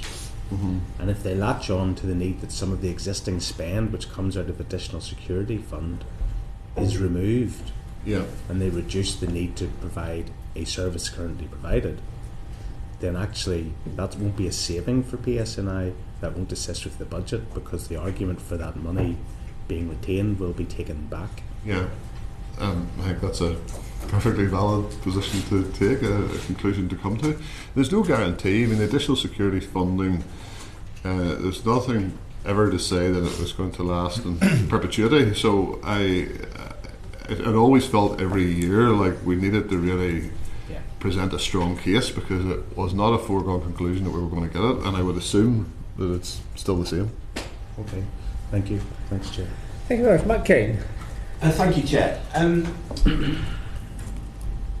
Thank you, gentlemen. Should dressing up in military uniform and be marching in lockstep be consigned to historical reenactment societies?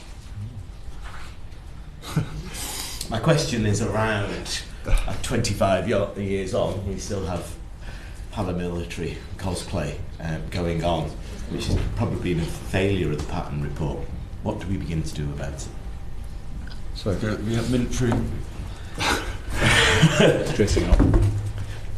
So people who dress up in military uniform and march in lockstep happen all the time in my local park. It's usually the Civil War Society or the Medieval Society.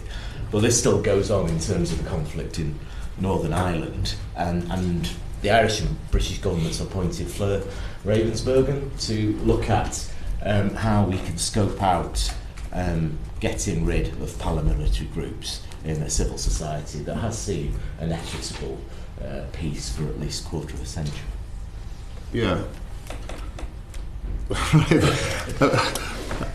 I wasn't sure. It's an innovative way of asking the question. I wasn't sure if your question related to that or to the fact that there is a very small amount of marching that goes on at an attestation or a police graduation ceremony. So I was they have state legitimacy. It's fine if there's a flute band or a pipe band.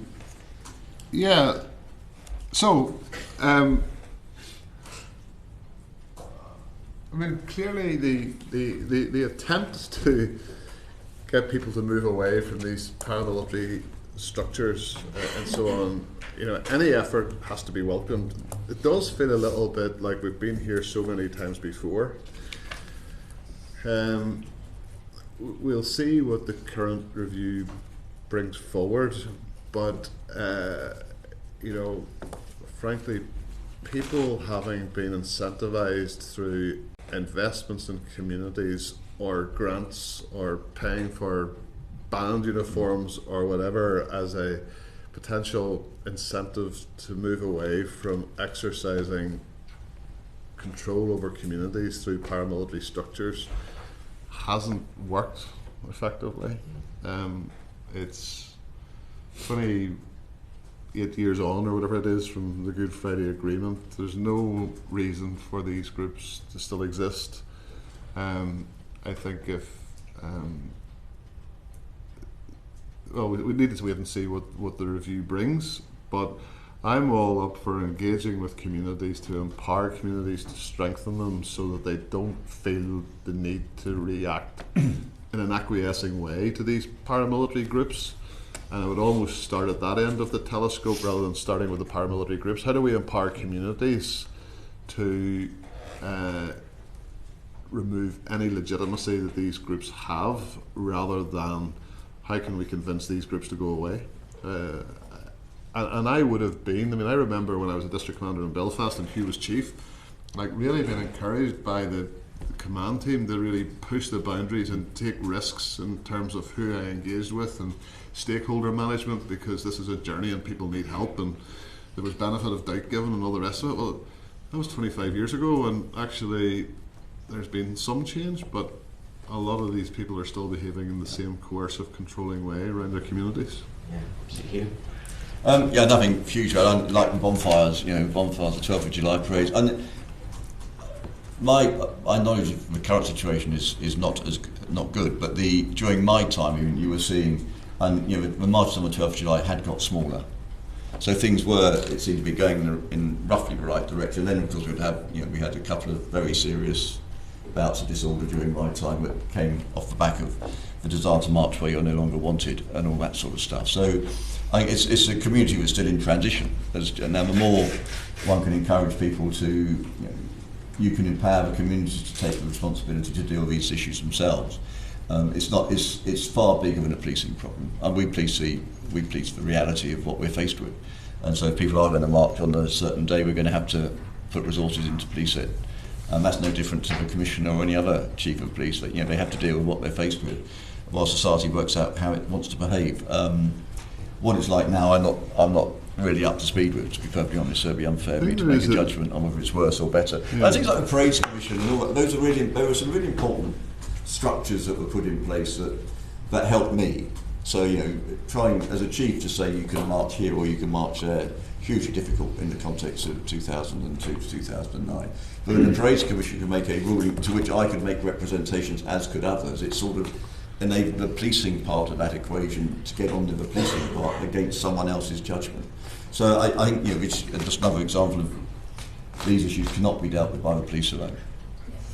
There is a difference, I think, between paramilitary groups, which is how I read your rather colourful question. Yeah, it's paramilitary groups. I'm not talking about legitimate St. Patrick's Day or Boeing Day parades. I think all sections of Northern Ireland society, they like a good march. You know what I mean? And that's okay. But there's a difference between that and that's them celebrating their culture and their heritage, and I think the police should actually be upholding and facilitating that in a balanced, human rights-based way.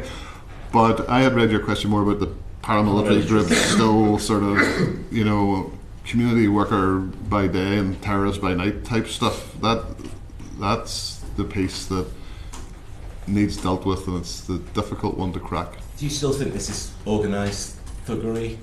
Is it organised criminality? Is it to do with the drug gangs you talked about? And is there a far right, alt-right rise to this, which we know all chief constables are slightly worried about across the UK? Well, certainly during my time, a lot of the violence and the sort of behaviour you describe on the loyalist side of the equation was without question crime related. Indeed, when I arrived at the time, there was a sort of ongoing war between various drug factions in Belfast, and a number of murders took place on the back of it. That's around control and fear and organised crime, without question, flying under sort of flag of convenience of something else. Yeah, no question, that's a big element of it, which is, of course, an absolutely legitimate role for the police to deal with. Indeed. Yeah.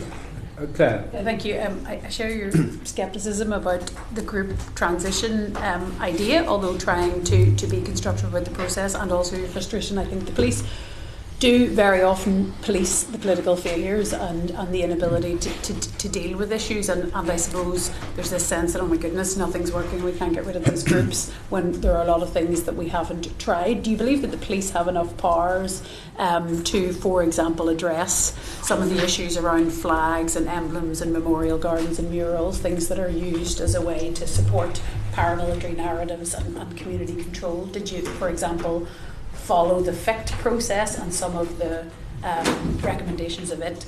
And did you have, and do police currently have sufficient tools in terms of organised crime legislation, for example, to go after some of these groups as they probably should be treated now without the romanticism of paramilitarism? Have we got the legislation in place? I mean, even there's been small moves and things like criminal assets, but are the tools there to go after them in that regard? Well, I sort of feel a little bit dated in my response to this, but certainly in my time anything that we were asking the Department of Justice to take forward, as long as there was a sensible rationale behind it, we were getting the support. Some of the timescales around, getting parliamentary or assembly time and timetabling and all of that was a bit frustrating. But I didn't find any resistance politically to any additional legislative provisions that we needed. The whole piece around flags and murals and so on is, the extent to which that's a policing issue. Some of the properties that these things are displayed on are owned by some of the devolved departments, but actually they'll run 100 miles away from it rather than deal with it. And police can take them down, but historically, if you take down one flag, 24 will go up the next day. Like grey hairs. So it's not exactly a problem-solving approach to do so. Part of this, I think, is just the dynamics of Northern Ireland and having good, empowered, engaged leaders at local level. I'm talking about like district commanders and the level below that, people who know that they can engage with partners and do the problem solving around it is probably where we need to invest. Or historically, that has been what has worked, rather than new legislation. But I'm not speaking for the current chief; he might have a different view on that. But I can't think of anything. I'm not creative enough to think of anything further that we need, and I think the DOJ has been responsive, albeit. I think there's some legislation coming through here around the counter-terrorism and display, because we've seen the last couple of months about paramilitaries, people being prescribed and emblems being taken off people. But I walk around my neighbourhood and I see UDA flags and other paramilitary paraphernalia around that isn't enacted. So I think there are some legislative gaps. I know. Well, we'll see how that all works out in England and Wales, actually. Flags have become a wider issue. I think we might Austerisation. not take a march down that road. Sir George, Sir Hugh, thank you very much indeed for appearing before us, for sharing your experiences and your thoughts about policing going forward. We're very grateful to both of you. Order. Thank you.